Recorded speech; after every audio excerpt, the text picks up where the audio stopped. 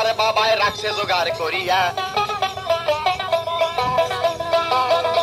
আরে রাস্তায় যাইয়া তখন একটা গোড়া দিল ভাই, প্রজাতি হিসাবে মানুষ 172 জন যায়। যত্নের শহীদ বসতে দিল তাদেরকে নিয়া, আস্তে আস্তে রজনী গেল বহাইয়া।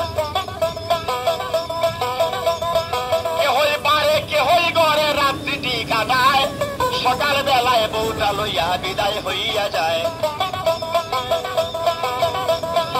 এই দিকেতে 5 দিন যাবৎ মাইয়া স্বামীর বাইরে চিন্তা করে বসে বসে মাইয়ারও বাবায়।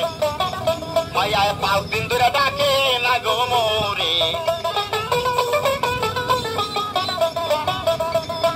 কাপড় চোপড় লইয়া বাবাই মাইয়া দেখতে যায়।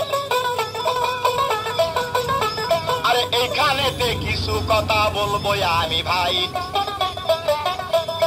গেট পার হইয়া এক বিল্ডিং এর কাছে যাইয়া, ওই সময়ে বাবা আবার রইল দাঁড়াইয়া। তাকাইতে দাঁড়াইয়া আছে মেয়ের আশায়, 2-4 কথা জিজ্ঞাসা করতাম মেয়ে যদি পাই। এই সময়ে 3 তালা হতে মেয়ে আসতেছে নামিয়া। ডাকাত মনে মনে খুশি হলো মাইয়াটা দেখিয়া। মেয়ে বলতেছে, আব্বা আপনি এখানে দাঁড়িয়ে আছেন কেন? চলেন। কখন আসছেন? যে না, তো কিছু কাল হলো আমি আসছি। দাঁড়িয়ে আছেন কেন?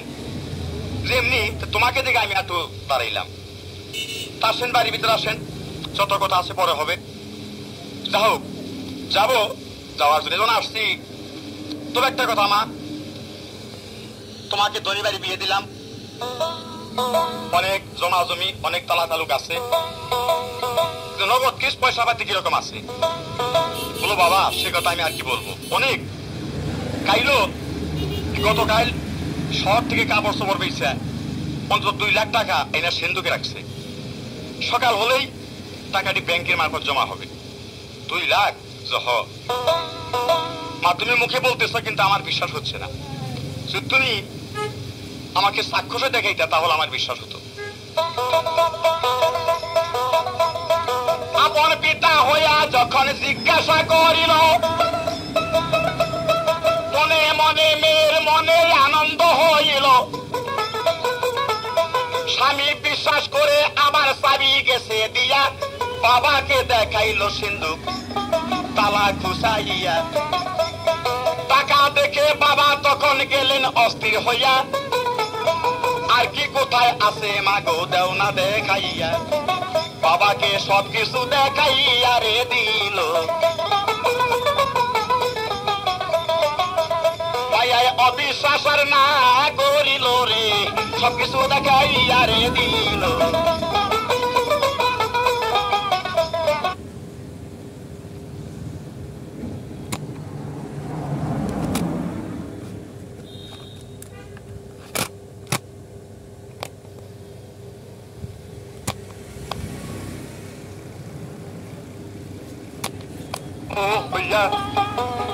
জায়গায় 3টা রশি দিয়া রাখিল বান্ধিয়া,